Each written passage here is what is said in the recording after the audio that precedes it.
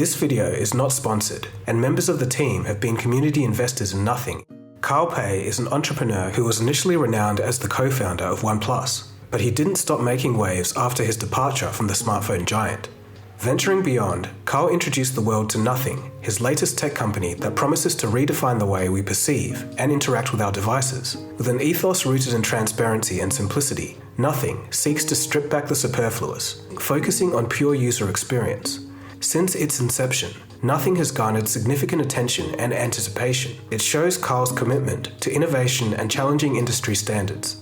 In this episode, we'll delve into Carl Pei's individual philosophy as an entrepreneur, his transition from OnePlus to Nothing, and explore his influence on the tech landscape. With that being said, sit back, relax, and enjoy the special episode of Through the Web.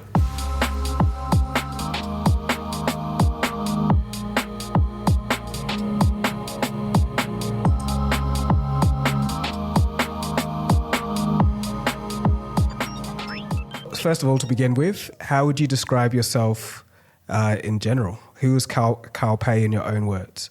I think I'm just a very normal person, but through luck, circumstance, timing, location, I've been able to do some really interesting things. So today I'm the CEO and co-founder of a company called Nothing. The problem we see with the world is that the tech industry and consumer tech in particular has gotten really boring. And it's a very hard industry to break into. So there's only a couple of like really big companies, and they're not really pushing the envelope anymore. And then there's us. So I see that like we're in the right time, in the right place to really do something interesting and try and make the industry more fun again. Before we dive deeper into what you do with Nothing, we also want to know a bit more about yourself, right? So take us to your early days. From what I know, that your parents were researchers, if I'm not mistaken. Did they have a part to play towards your interest in tech? And if not, what did? Yeah, I think my parents being researchers kind of made me understand that that's not what I want to do with my life. I have nothing against researchers. I think it's a very noble and fun job for those who like it, but it just wasn't that interesting for me. I kind of grew up on the internet. My parents were quite busy at work, but I got a broadband connection when I was really young, and I got a computer, so I spent a lot of time online on message boards, making my own websites and chatting in chat rooms. I think that's kind of where the interest in tech came from. Through the internet, I could discover a lot of new tech products. And now I don't remember the exact sequence of events, but I was actually the first kid in my school to get the iPod. The first generation, it was super hard to use because it was still using FireWire. So I had to install a FireWire PCI into my computer. It was using Real Player, I think, for music transfers. But I was just so into it in the beginning. And throughout my life, I've always been the first person among my friends to adopt new tech. I just found that really exciting. I think looking back, I was kind of weird as a kid. Like, I would behave quite differently, but I don't know why I did it. I'll give you a few examples. Like in middle school, we would get homework. Like in chemistry class, we would have to write a essay about a certain compound. And instead of just writing the essay, I would make a music video explaining the element, or I would make a website where you could interactively kind of learn about the element.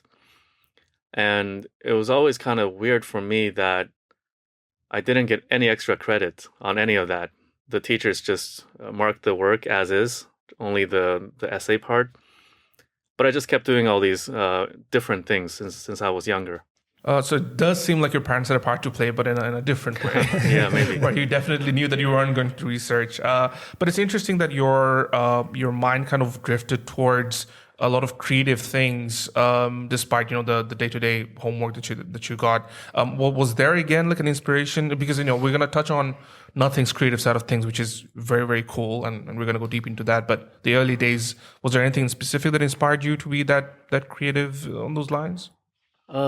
Maybe it's out of boredom, because I wasn't that engaged in school, if I'm honest. I skipped a lot of classes and played a lot of computer games, spent a lot of time on the internet. So maybe school was a bit boring for me, which is why my mind kind of drifted into other areas. And I also think maybe it's due to some kind of rebelliousness as a kid, feeling like, oh, this is too easy for me. Or um, I remember one of my friends, he said when he used to do exams, he used to write the essays backwards because it was too easy, just for a challenge. I'm not that smart, but maybe it's something along those lines. Sounds Okay, very fair interesting. enough. I think it's probably a good trait to have that curiosity early on and kind of figuring out what you do and don't like. I think that can come in quite handy for a lot of people if you know how to direct that kind of energy. So, yeah. So you grew up in Sweden and moved to China for a gap year, and then you worked on a project to do with MP4 players. And you've mentioned in an interview that your parents weren't quite happy with that. So I don't know, it seems like a bold decision. So what was the reason behind taking that leap of faith? At the time, it was just pure gut feeling, but I think I wanted to clarify that gut feeling is not something random. It's the combination of all the experiences that you've had up until now, and suddenly you have this thing that you really want to do, but it doesn't come out of nowhere. It comes through all your experiences, and you might not know why, you might not be able to justify it at that time, but I think, that's why I did it. Growing up in Sweden, I learned a lot on the news about the Chinese economy, that it was growing really quickly. So after high school, I decided to just go and see it for myself. I felt completely disconnected, and I just wanted to see what was going on there. So I moved there. I think I was 17. My parents were really worried. They wanted to have me write like a week by week plan on what I was gonna do, but I couldn't do that because I just wanted to go and explore and see what's happening there. So they were really unhappy about that. Eventually, I started exporting stuff. So from clothing to MP4 players. Yeah, that's what happened. I stayed for a year. After a year, my parents got very impatient, so I had to move back and study. I just wanted to ask, so what year would have this been roughly? I think this would have been 2007, 2008. So a long time ago. Right.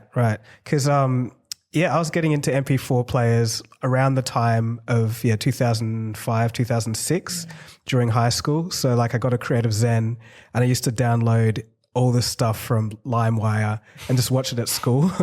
And that was like my version of having like portable media. And I just thought that was the most fascinating thing. So I guess it's just, that time, those new technologies are really something. So in your time over in China, was there something that caught your eye that said, okay, this was a good reason for me to come over, or was it fruitless in your opinion? I think it was really good.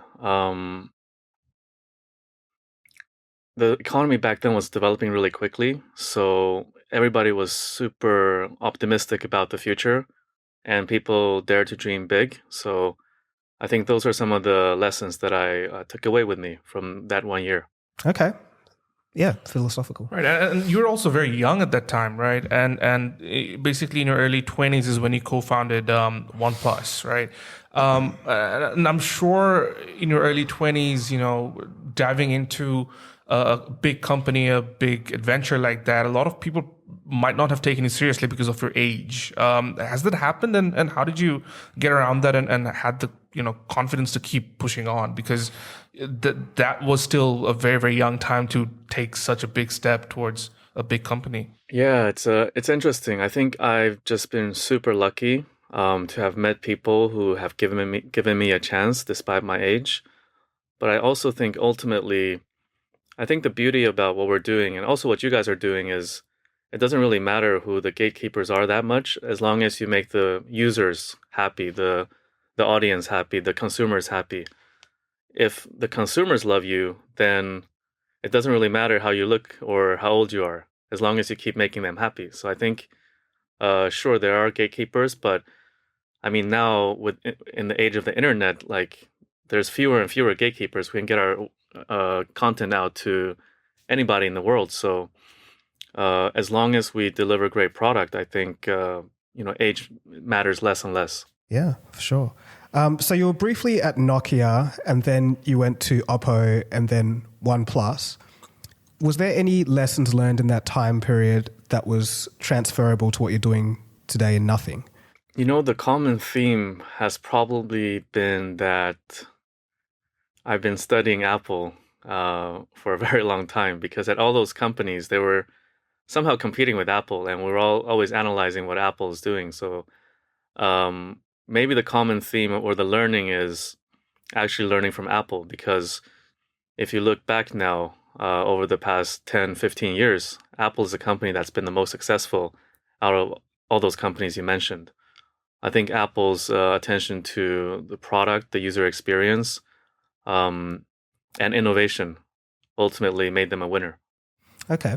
So I guess you have an admiration for Apple in the way that they relate to the consumer, but only in terms of how their experience is, would you say? I would say it's probably even deeper than that. So for me personally, a lot of my career, like the reasons why I got into tech and got interested in tech products, but also I'm working in tech, is because of Apple. I think the work they did in the 90s, in the early millennium, was really inspiring. And also the founder, Steve Jobs, like I can almost recite his Stanford commencement speech. Like, it was a big role model for me.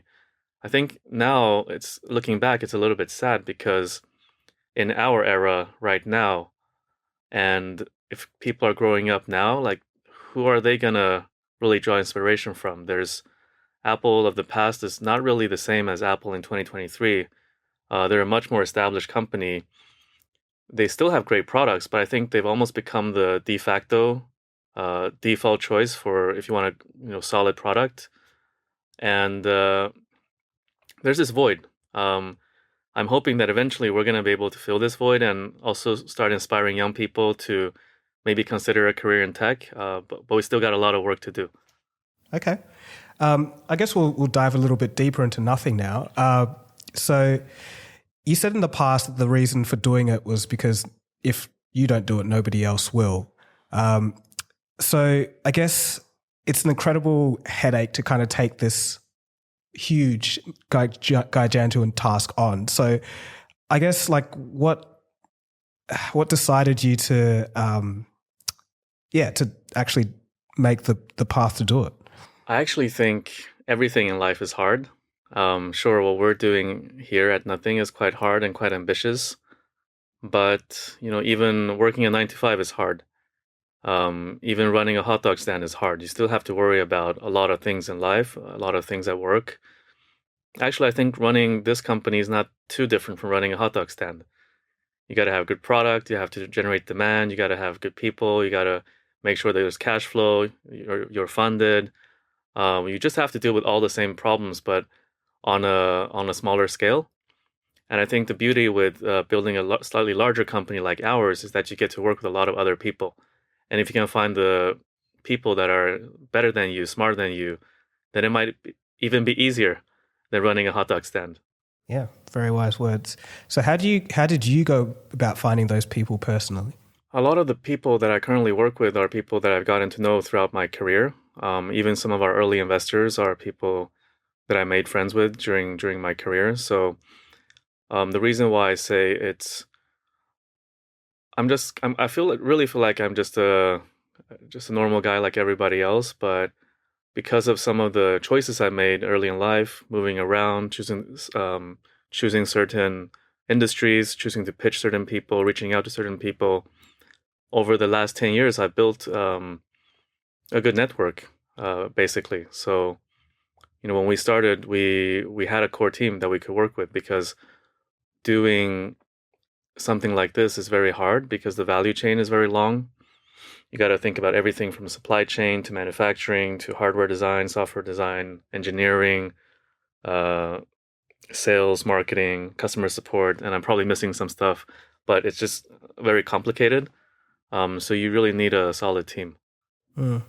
It seems to me like this kind of sector would be quite hard to break into because of that large, chain that's going on. So, like, what gives you how do you make sure everything's in check and organize how things are going? It is hard, but I think you just got to start. And to be honest, we encounter a lot of challenges since starting. And there's no easy approach. You find a problem, you figure out the best way of solving it, and you move on to the next problem. But I think for us, what's important is to think in a system. Like, okay, we have this problem, but what's the underlying root cause of this problem, and what systems and what processes can we set up to make it smoother so this same thing doesn't happen? So it's kind of like we're building a machine, but the machine is not the smartphone. The machine is a company, and we just got to make each component work with each other. Okay, another question. Would you consider that the Nothing brand is a disruptor? And if so, what does the disruption of the tech industry mean for you? I think we have the potential to become a real disruptor. I think today we're still in our warm-up phase, because to get something like this off the ground, there's just so much groundwork and foundation you have to lay. Like, for instance, when we just launched the Phone 1, there were a lot of things we wanted to do on the software side, but we just didn't have the team. With the Phone 2, we took a large step forward, and I think people are really enjoying some of the differentiation we're bringing in the software. But the roadmap is actually way more ambitious than what people can see right now. So I think if we're able to build a solid company, we can eventually become a disruptor. And for me, disruption means you gotta bring value. Like, you gotta impact people's lives positively.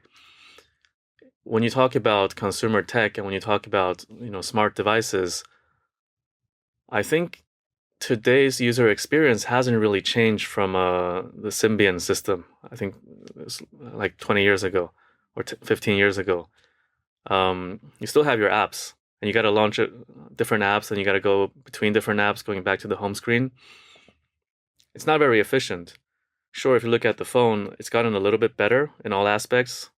It's a lot more smooth. It's a lot faster. The camera's a lot better. The batteries are better. The connectivity is better. Everything is better, but we're still on the same path. It's just better than before. But other things are also worse than before. Like, social media is making us really dumb, I think. Like, social media is supposed to connect people with other people. It should connect people we care about, right? We should feel closer to the people we care about. But I think the current situation is actually the opposite. We feel further and further away from the people that matter to us. We're following random accounts. Now the algorithm is recommending just content that's making us addicted. So some things have improved and some things have gotten worse, I think, over the last 20 years. But for me, disruption is actually bringing a change in how users interact with technology. And the change will only happen if your product is much better than the current status quo. So I think that's real disruption. I think we're still a couple of years away from taking our shot there.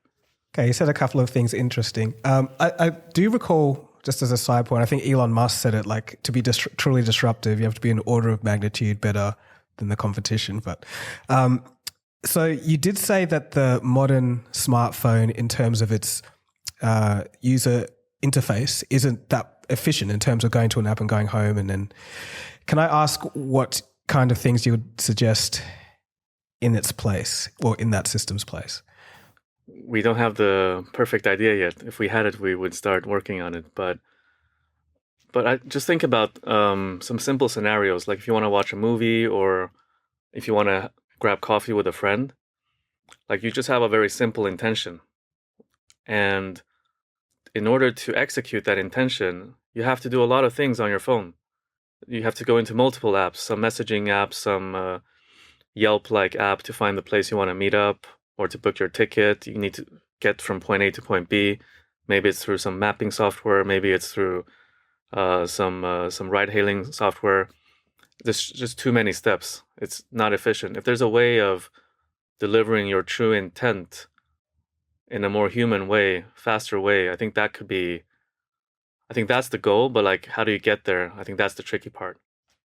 Yeah, it's kind of like, as you're saying this, it's like, maybe some voice recognition, some crazy AI could, like, come into that. But I don't know if everyone would use that. Yeah, but voice recognition is also like a question mark, because voice assistants have been around for a long time and they haven't really been adopted in mass quantities. And also, humans are very visual creatures. Like, we process much more information visually than through hearing. So I think whatever that interface is going to be, we need to be really, really thoughtful about it. Yeah, for sure. 100%. So in between the issues of the pandemic and all of what that caused, and on the other hand, you have like other tech companies growing like crazy, what has been the biggest challenge for Nothing thus far? There's a ton of challenges, like, not being able to meet investors in the beginning when raising money, raising over Zoom. Supply chain was really difficult. Building a team was really difficult. Nobody wanted to join this kind of no-name company when we just started. But I think if we had to boil it down to one thing, it's probably personal growth.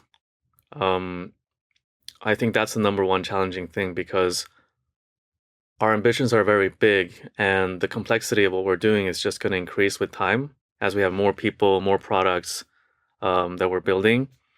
And whether or not I can grow fast enough personally and learn new things fast enough to be able to handle all that complexity. Because, I think that's the biggest challenge, because there will always be challenges, and the challenges will keep getting bigger if the company gets bigger. So can the individual, not just me, but my other co-founders, my leadership team, the wider team, can they grow together with the challenges? I think that's the main issue that we'll face. Right. I'm going to switch a bit of gear now here. You said in the past that the community was the biggest aspect that worked well for the success of OnePlus when you built it.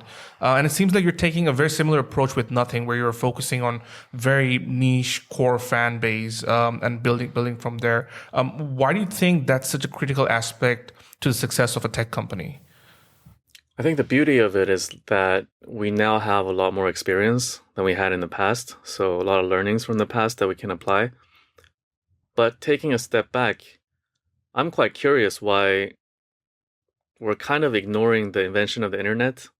And what I mean by that is, like, people who are starting companies today or starting tech companies today, they're kind of taking the same methodology as you would do 40 years ago, before the consumer internet became a thing. I think with the internet, you can connect to anybody, anywhere. And because of the internet and information being freely available for everybody, you can have super passionate people with expert level expertise anywhere in the world. They might be on a tropical island. And I think in modern society, people lack purpose. So if we're able to find these really excellent people and we're able to connect them to a purpose that they want to be a part of, then can't we build a new type of company together with the community out there, and not have a traditional company where, that you could have built 40 years ago. I think that prospect is really, really exciting. I mean, there's so much we can do there. I think we're just barely scratching the surface. We have on our board, we have a community representative, always holding us to account, like making sure on the strategic level we're doing what we said we're going to do in our vision statement, our mission statement.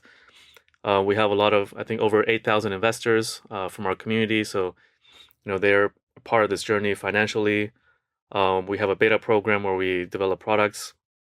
Some of our community members, so we have this control app for our earbuds on the phone for iOS and Android, but our community made the same functionality in an app for Windows as well. And it looks quite good, and it's feature complete. We're seeing a lot of great industrial design concepts coming from our community now for how future Nothing products could look. But I still think it's like, this is not even 1% of the potential of where community could go. I think we can really erase the boundary between a community member and a team member in the future. Wow. I've never ever heard that before, in terms of what you first introed that with, where companies nowadays are still starting up like they would have 40 years ago before the invention of the internet. And all of what you said, I haven't actually heard that before, so that's really cool. And it's true, and it shows as well that the community aspect that Nothing has, it shows that you do care about that. So well done on that. Yeah, like even just before, I was looking at Reddit at some of the posts and seeing what people were saying about the hype of Nothing. And a lot of the people were saying, because there was such a strong community focus with OnePlus, and it's starting to happen again with nothing. They believe that the potential for this is very large. It's the start of something. So that's not something that you really hear about a company very often. So I think you're doing a good job with that community bit. Hopefully people will also understand that our ideas have evolved and changed and strategies are a bit different. But I think we may need a bit more time for people to really realize that. Mm-hmm. No, for sure. You've also mentioned in the past that design language was a very important component to Nothing's product's identity. Now, I personally love design, and honestly, some of the stuff that I've seen with Nothing, it's very cohesive with the font, the packaging, the brand identity. Has it been enough of a differentiating factor for Nothing? With just its great design of the products and the packaging and everything else that comes with? I think it's been enough differentiation to help us in the first couple of years, because we're still a very young company. We're not even 3 years old. So if you rewind the clock to a couple of years ago when we were just starting, and you have these tech companies who have huge R&D departments developing some really cool technology, we want to get there, but we couldn't have done that in the beginning because we didn't have the resources to. So we were thinking, how do we actually break into the market? We have to be different somehow. And I wouldn't say design is easy, but from a resource and time perspective, it's much faster to differentiate the design than to invest in core technology and eventually have your own technologies. So I think if you look back in the last 3 years, that strategy has worked. But I believe a tech company has to become a real tech company. Like, you have to have your own technology that actually pushes the user experience forward, makes the product better, and is unique to your own company, that your competitors don't have. That's the only way you're going to be able to compete in the long run as a consumer tech company. Because if you don't, I mean, design is cool, but like, fashion is also fleeting, right? So maybe the first couple of years people love your design, and then it's really hard to always stay on top of what consumers want next in terms of how things look and feel. So if you get lucky, it's good, but it's not something you can bank on forever. And on the topic of design, I think there's a very important question that we have to ask here. What is the origin of those glyphs? The origin of the glyph, the design team told me it's like a Japanese kanji character of love, or it's the same character in Chinese, actually, love. But to be honest, I don't see it. I think it was just, sometimes you design something and you try and sell it and you tell a nice story. I think that it was that, but I still love it. So no offense to our designers. They did a great job, but that story doesn't really hold up. and that's fascinating that you personally don't see it as the CEO of the company, but it's still a lot of people still can.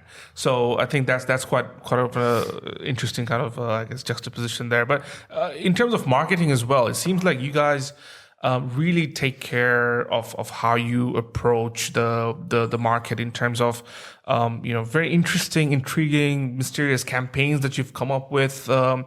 Very secretive at start, a little bit of doses of hype, and then really go all in. What's the creative process behind those campaigns, if you have any insight from the inside?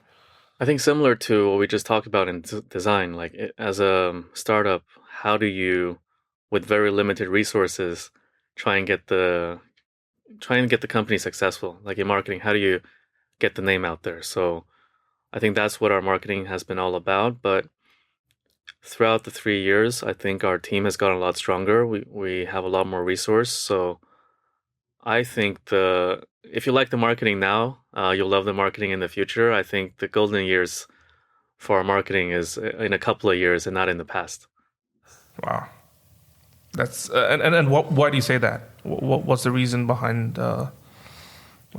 Because it's been 3 years, and we've learned throughout the 3 years, and we have more resource than before.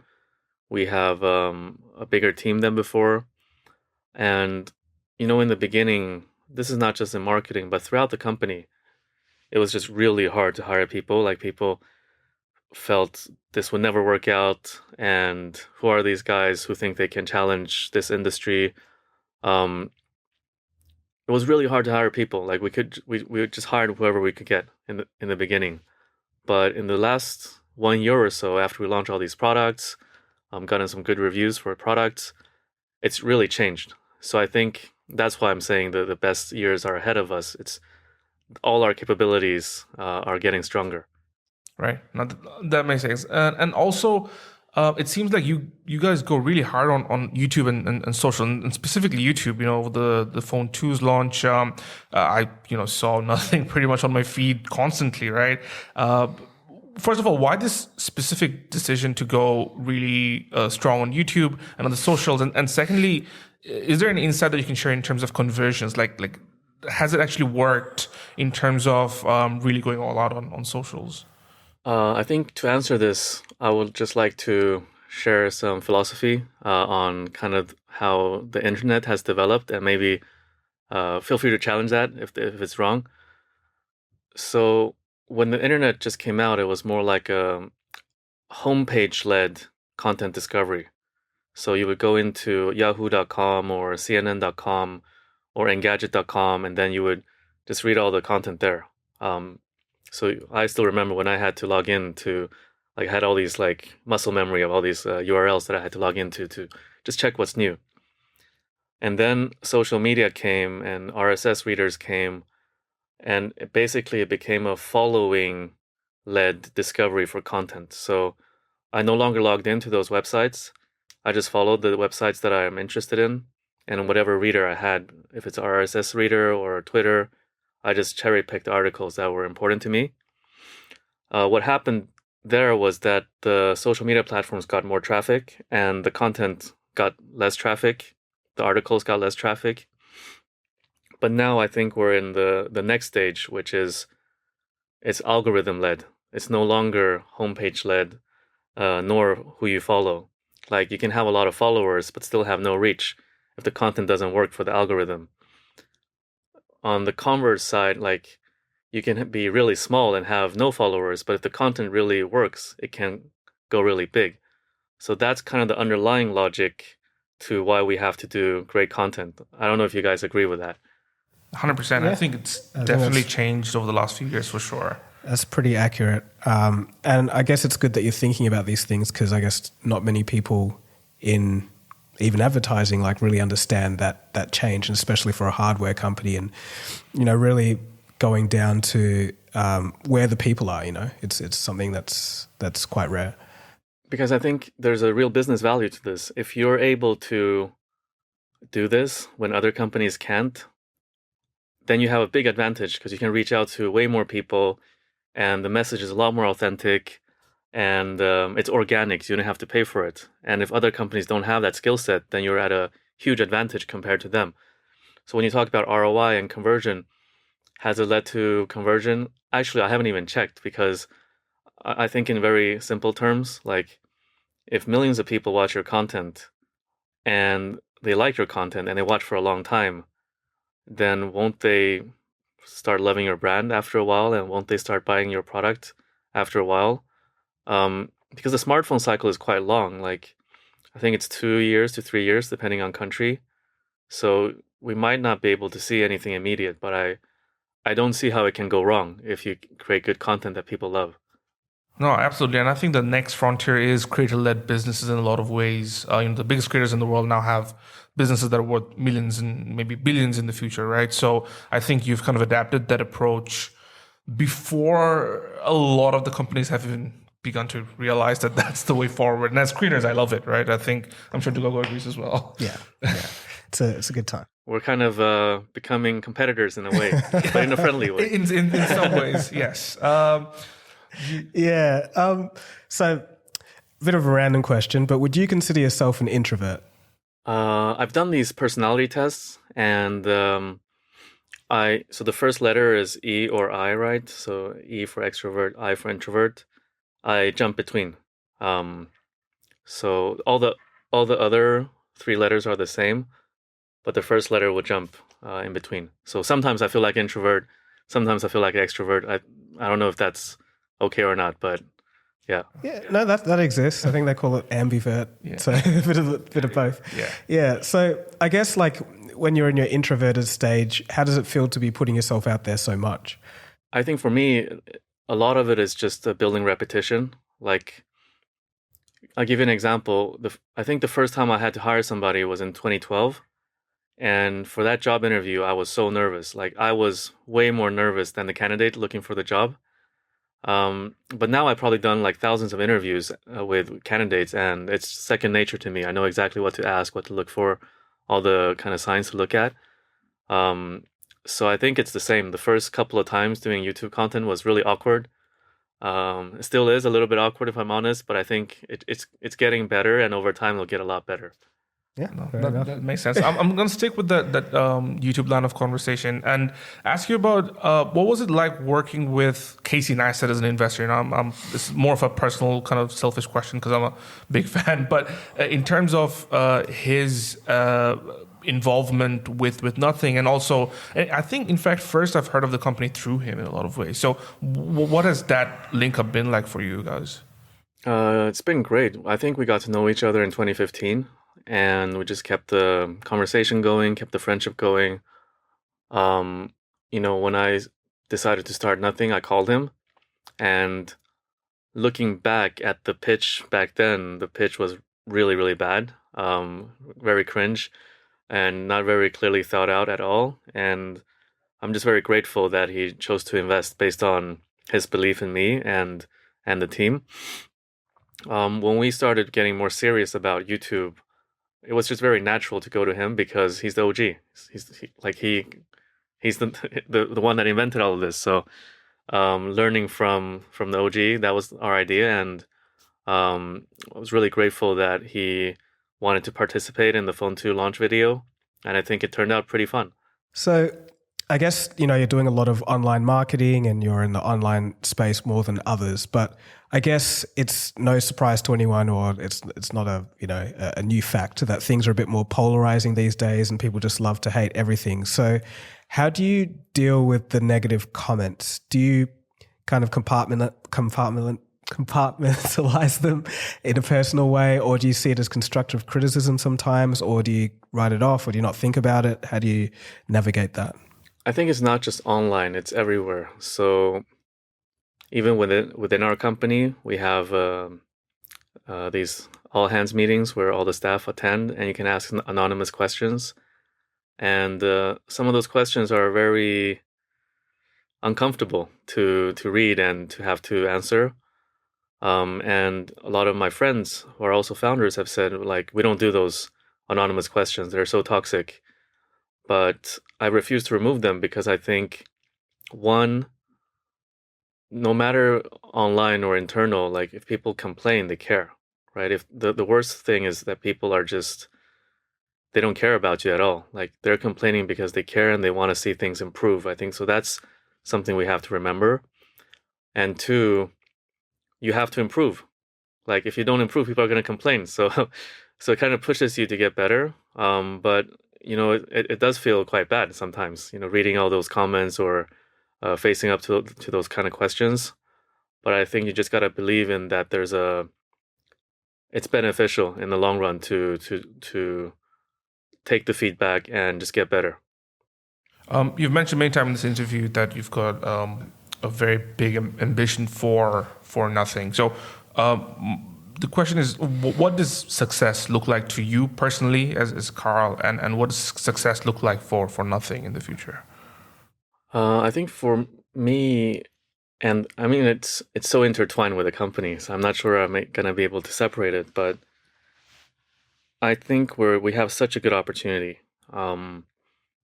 This is one of the biggest industries in the world for consumer products, and it's dominated by just very, very few companies. And they're not going to take big risks because they're already successful. And if they change their business model or change who they target, it's a huge risk. So they're not going to really push the technology forward, I think. And on the other hand, you don't have any small companies competing in the arena because it's just so difficult to break in. So like it's almost like history has given us this really cool opportunity that we're the only ones that can do something really different in such a big industry. So my hope is that we can actually deliver on that chance that we've been given and try and push technology forward, and provide real value to the world over time. So if you could do this all over again, what would you do differently? I wouldn't do anything differently. I know we made our fair share of mistakes and we're always learning. And I made a lot of mistakes in my life outside of work and outside of nothing as well. But I think mistakes or troublesome moments are just medicine, right? And sometimes you need the medicine to just get better. Like sometimes if you don't make a mistake that really hurts, you're not going to learn until next time. So I wouldn't do anything differently, because doing anything different would mean that the outcome would be different than the one today. And I'm pretty happy about where we are today. Right.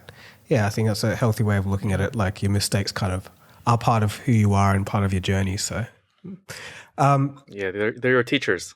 Yes. Painful teachers, but good ones. So I guess going towards the end of this now, I guess in the whole entire field of consumer technology, what are you excited about? Where do you see it going? Where do you think the future of it is? And how does nothing tie into that? It's quite an interesting industry. So it is very competitive. There's some really strong people around the table, but there are not a lot of competitors. So there are a few really strong ones, but they're very few in number. So I think every company has their own kind of idea on what to do and where to bring innovation in the future. And what's so exciting for us is that we have a seat at the table. So we can also have our own vision of where to take things. And I think as a smaller company, we can be a lot more nimble and move a lot faster. So we actually have the opportunity to help shape how humans interact with computers in the future. If we play our cards right, I think that's the most exciting thing. So where do I see things going? I think there has to be a change. Like somebody has to, for once, do something different. Like this current interface, it's been around for too long. Like, this can't be the final stage of human computer interface, right? Like there must be something better in the future, and somebody has to make it. Yeah. Okay. Well, in that sense, I'm curious to see what your thoughts are on Apple's recent headset. I think if you want to make a headset, this is the best. Their positioning is the best because it's focused around productivity. It's almost like a Mac Pro on your head. Like you can do a lot of productivity scenarios even better when it's immersive. But I don't think it's a product you're going to be wearing for 8 hours or 5 hours a day. For us, we're more focused on these really high frequency products that you use for a very long time, because that's where we think we can make a lot of impact. But Apple, I understand, they already have these products. They have great computers, they have iPhones, so it makes sense to go there. But for us, we're focused on, I guess, an earlier stage of our journey. Right. Just one more question. Will there be a nothing laptop in the future? We were toying with that idea. And we have some really cool designs, but we haven't decided yet. I think because as we mature as a company, we need to start thinking about what is it we're bringing to the table. We had the conversation about design, like is design our only differentiator? Has it worked out? Well, I think it has, but over time it needs to be more than just design. So if we were to make a laptop, what is our contribution beyond just really, really cool aesthetics, which I'm sure our team can nail? So that's a question we haven't been able to answer, and therefore there's no computer in development. I mean, on that thread, do you have any exclusives for this podcast at all? Just shooting my shot. I don't know what kind of you can just say nothing, and that encompasses everything. So I don't know. Louis, any exclusives? No, he's shaking his head, doing this. Okay. Fair enough. Look, I think we've reached the end of the episode. It was really, really good talking to you, Carl. But do you have any final message for our listeners, or any parting messages at all? Yeah, I would just I would like to encourage people who are listening. If you're interested in tech, don't be afraid. I think nobody is smarter than anybody else. Like, just get your hands dirty. The tech industry needs more people who want to build and help build a better future, and less people who just want to make some quick money. So please do consider a career in tech. Fantastic. Beautiful. Awesome. That was awesome. Yeah. Thanks a lot, man. That was sick. Thanks, Carl. Really appreciate your time, and hopefully, we'll see bigger, better, fantastic stuff coming from Nothing yourself. Awesome. I enjoyed this. If you guys are ever in London, it would be good to catch up in person as well. But for now, get some sleep. For sure. For sure. Well, can't wait. Likewise, Perth, come down and we'll definitely have you on. Yeah, appreciate the time, man. Appreciate Thanks, it. Carl. Me too. All right. Cheers. See you. Bye-bye.